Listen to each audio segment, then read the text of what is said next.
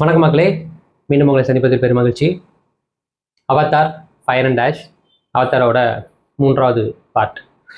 சாம் Worthington, Zoe Saldana, Stephen Lang, Kate Winslet மற்றும் பலர் நடித்து சைமன் ஃப்ராங்க்லின் இசையில் ஜேம்ஸ் கேமரூன் இந்த படத்தை இயக்கியிருக்காங்க. ஸோ இந்த படம் என்ன ஆன்லைன் ரொம்ப சிம்பிள், எப்பவும் போல தான். மனிதர்கள்கிட்ட இருந்து நம்ம பேண்டோரா உலகத்தை காப்பாற்றுற ஹீரோயினோட போராட்டம் தான். பட் இந்த வாட்டி அவங்களுக்குள்ளே இருக்கிற ஒரு தீய சக்தி இல்லை அங்கே உள்ள தீய சக்தி, நம்ம ஸ்டேட்டில் உள்ள தீய சக்தி இல்லை, அந்த உலகத்தில் உள்ள தீய சக்தியுமே வந்துட்டு வில்லன் குரூப்போட சேர்ந்து இவங்க அழிக்க பார்க்குறாங்க. மொத்த உலகத்தையும் அவங்க ஆள பார்க்குறாங்க. அது என்ன நடந்ததுன்றது தான் கதை.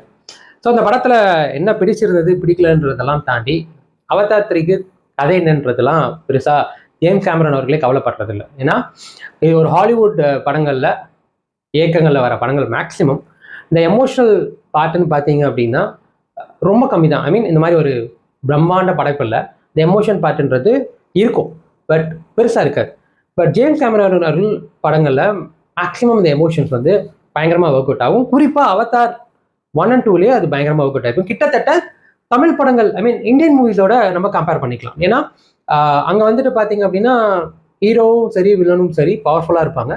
ஒரு வாட்டி இவங்க ஜெயிக்கிறாங்கன்னா 2வது வாட்டி அவங்க ஜெயிக்கிறாங்கன்னா 3வது வாட்டியோட முடிஞ்சிடும். பட் இங்கே வந்து அப்படி கிடையாது. இங்கே வந்து எப்படின்னா மேக்ஸிமம் வில்லன் சைடில் தான் பவர்ஃபுல்லாக கட்டுவாங்க. அதாவது உங்களுக்கு ஜெயிக்கிற மாதிரி காட்டி அங்கே வந்து திருப்பியும் ஒரு தோல்வியை தான் சந்திப்பாங்க. கடைசியில் எல்லாரும் சேர்ந்து அவங்கள வந்து வில்லனை வந்து ஜெயிக்கிற மாதிரி ஒரு விஷயத்தை கொண்டு வருவாங்க. பட் ஸ்டில் அந்த எமோஷன் பார்ட் ஒர்க் அவுட் ஆகிறதுக்காக நிறைய இடங்கள்ல அவங்களோட தோல்வியை சந்திக்கிற மாதிரி தான் ரைட்டிங்கே இருக்கும். இந்த படத்துலையும் அதே தான், பேசிக்கலி அதே தான். பட் எனக்கு எடுத்தீங்கன்னா அவதார் படத்துக்கு ஏன் போகணும், விஷுவலி நீங்கள் வேற ஒரு உலகத்துக்குள்ளே நீங்கள் போகலாம். அதாவது இந்த மாதிரி ஒரு உலகத்துக்கு நம்மளுக்கு பாசிபிளே கிடையாது, அந்த மாதிரி ஒரு உலகம் உருவாக்குறதுக்கு. ஸோ அந்த மாதிரி ஒரு உலகத்துக்குள்ள ஜேம்ஸ் கேமரன் நம்மளை கூட்டிட்டு போவார். பார்க்க ஆரம்பிச்ச கொஞ்ச நேரத்திலேயே நீங்கள் அதுக்குள்ள ஒரு நாவியாவோ இல்லை அங்கே உள்ள ஒரு மனுஷங்களாவோ மாறுற அளவுக்கு உங்களுக்குள்ள அந்த உணர்வை ஏற்படுத்தக்கூடிய ஒரு இம்பாக்ட் தான் அவதார் தொடர்ந்து பண்ணுது. அவதார் 1 கம்பேர் பண்ணும்போது அவதார் 2 மிட்டு தான், அதாவது கடை போக்கல. ஏன்னா அவதார் 1 என்ன ஆகும் அப்படின்றதுல நம்மளுக்கு தெளிவான ஒரு பார்வையில் புதுசு அங்கே என்ன ஆக போகுது. ஏன்னா ஹீரோவே ஒரு வில்லனோட ஒரு கட்டமைப்புக்குள்ள வந்து வருவான். அவன் இந்த உலகத்துக்குள்ள போய் அவங்களுக்கு புரிஞ்சு கிட்டத்தட்ட ஒரு ப்ராப்பரான ஒரு தமிழ் படம் தானே வச்சுக்கோங்க. நிறைய ஒரு ஆரம்பத்தில் ஒரு ஹீரோ பொறுக்கியா மொழ மாதிரியா முடிச்சு வைக்க தெரிஞ்சு தெரியும். திடீர்னு அவன் இந்த பக்கம் போய் அந்த ஹீரோயினோடலாம் சேர்ந்து அவன் குடும்பத்துக்குலாம் பார்த்ததுக்கப்புறம் உடனே விக்ரம் படம் ஹீரோ மாதிரி மாறிடுவாள். அதே பேட்டர்ன் தான் கிட்டத்தட்ட இந்தியன் மூவிஸோட கம்பேர் பண்ண அந்த மாதிரி தான். அதுக்கப்புறம் இவனே சேர்ந்து அவங்க எதிர்ப்பான். ஸோ ஆப்வியஸ்லி இதுதான். ஸோ அந்த படம் புதுசாக இருந்தனால அது ஒர்க் அவுட் ஆச்சு. பட் 2வது படமும் கிட்டத்தட்ட அதே கதை தான். அவங்க கிட்ட இருந்து மீட் எடுக்கிறானா இல்லையா அப்படின்றது தான். 3வது படமும் அதே கதை தான். கதை போக்குக்கு வந்து வேற ஒரு வில்லன் குரூப்போ வேற ஒரு ஆட்களோ கிடையாது. இது வந்து ஒரு படையெடுப்பு. அதாவது நாங்க வெல்றோமா நீங்க ஜெயிக்கிறீங்களா அப்படின்ற ஒரு படையெடுப்பு தான். இது எவ்வளவு காலத்துக்கு தொடர்ந்து அவங்க போராட்டாங்கன்றது தான் கதைக்கலாம். இதுக்குள்ள எத்தனை உயிர்கள் பலிப்படுது, எத்தனை மெயின் கேரக்டர்ஸ் கொல்லப்படுறாங்க, என்ன நடக்குது. இந்த படத்துல ஆப்போசிட் சைட்ல, அதாவது எனிமி குரூப்ல இருந்த மிக முக்கியமான ஒரு வில்லன், அது முந்தின படத்திலேயே அவன் செத்துருப்பான். பட் அவனை திருப்பியும் இதுல உருவாக்கியிருப்பாங்க அவனோட மெமரிஸை வச்சு.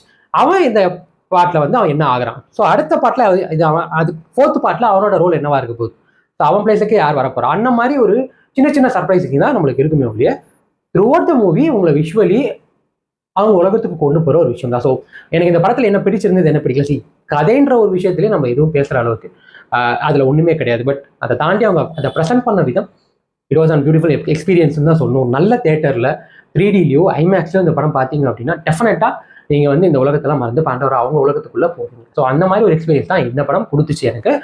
மோர் ஓவர் விஷுவல் எஃபெக்ட்ஸாக இருக்கலாம், சண்டையாக இருக்கலாம், எனக்கு தெரிஞ்சு மியூசிக் ஒரு பெரும் பங்காற்று இருக்குன்னு சொல்லணும். அவங்களோட விஎஃப்எக்ஸ் எல்லாம் நம்ம பேசவே கூடாது, டாப் நாச் அந்த லெவலுக்கு இருக்குது. ஸோ ரொம்ப கஷ்டம் அதை நீங்கள் பார்க்குறப்போ. ஒரு இடத்துல கூட நம்ம பூமி சார்ந்த எந்த ஒரு விஷயமும் இருக்காது, அது ஒரு தனி உலகம். ஸோ அந்த ஏற்படுத்தின விதம் இருக்குல்ல, அது கம்ப்ளீட்டாக வேற ஒரு ஸ்டாண்டர்டில் இருக்கும். ஸோ இன்னும் 2 பார்ட் இருக்குது, பாக்கி இருக்குது. அது ஆப்வியஸ்லி இது ஒரு பஞ்சபூதங்கள் அடிப்படையாக கொண்ட கதை தான். அது ஆரம்பத்திலேயே 2வது பகுதி 3வது பகுதி வரும்போது அதுக்கான பேரை வச்சு நம்மளால யோகிக்க முடியும். ஸோ ஆப்வியஸ்லி இதுவும் அப்படிதான். இன்னும் 2 பகுதி இருக்குது, 2 பார்ட் வர வேண்டியது இருக்குது. 2029 2031 அப்படின்ற மாதிரி தான். பட் ஸ்டில் அது வரும்போதும் கதையமைப்பில் பெருசாக மாற்றங்கள் இருக்குமான்னு கேட்டிங்கன்னா இருக்காது. பட் கேரக்டரைசேஷனில் இப்போ ஹீரோவுக்கு இருந்த ஸ்டாண்டர்டுக்கு இப்போ பையன் அப்படின்னு வரும்போது அதில் மாற்றங்கள் வரும், அவ்வளோதானே ஒழிய சண்டை யாராக இருக்குன்னா இவங்க 2 பேருக்கும் தான். ஆப்வியஸ்லி 1 and 2 நீங்கள் பார்த்தீங்கன்னா தான் உங்களால் இதை கனெக்ட் பண்ணிக்க முடியும். ஸோ அவதார் 3 என்னை பொறுத்த வரைக்கும் ப்ளஸ் அண்ட் மைனஸ் எல்லாத்தையும் தாண்டிட்டு அது ஒரு பியூட்டிஃபுல்லான எக்ஸ்பீரியன்ஸ். நல்ல தேட்டரில் பெரிய ஸ்க்ரீனில் நல்ல 3D எஃபெக்ட்ஸ்குள்ள இருக்கிற ஒரு நல்ல சவுண்ட் எஃபெக்ட்ஸ் இருக்கக்கூடிய தியேட்டரில் போங்க. முடிஞ்சால் உங்களுக்கு வசதி இருந்தால் ஐமேக்ஸில் கூட போய் பாருங்கள். அது ஒரு பியூட்டிஃபுல்லான எக்ஸ்பீரியன்ஸ் கொடுக்கும். ஸோ அவதார் என்னை பொறுத்த வரைக்கும் திரைக்கதை ஸ்டோரின்றது ரொம்ப பழசான ஸ்டோரி தான். பட் அது ஸ்க்ரீன் பிளே பண்ண விதமும் பெருசாக நம்மளுக்கு சர்ப்ரைசிங்காக இருக்காது தான். பட் அதை தாண்டி டெக்னிக்கலி இது ஒரு ஸ்ட்ராங்கஸ்ட் மூவி. ஸோ இதுக்கு வந்து மார்க் கொடுக்குற அளவுக்கு அப்படின்னு பார்த்தீங்கன்னா 100க்கு வந்து நான் 90 கொடுப்பேன். ஏன்னா தெரிந்த திரைக்கதை அப்படின்னாலும் அவங்க நம்மளுக்கு காட்டுற விதம் விஷுவல்ஸ் ஒரு 3.25 மணி நேரத்தை நம்மளால உட்கார வைக்க முடியுதுன்னா அதுதான் பெரிய வெற்றின்னு நான் பார்க்குறேன். ஆப்வியஸ்லி எனக்கு அந்த மாதிரி ஒரு எக்ஸ்பீரியன்ஸ் தான் கொடுத்துச்சு. கண்டிப்பாக உங்களுக்கு இந்த மாதிரி படம் பார்க்க பிடிக்கும் அப்படின்னா தயவு செய்து போங்க, குழந்தைங்களை கூட்டிட்டு போங்க, கண்டிப்பாக உங்களுக்கு பிடிக்கும்.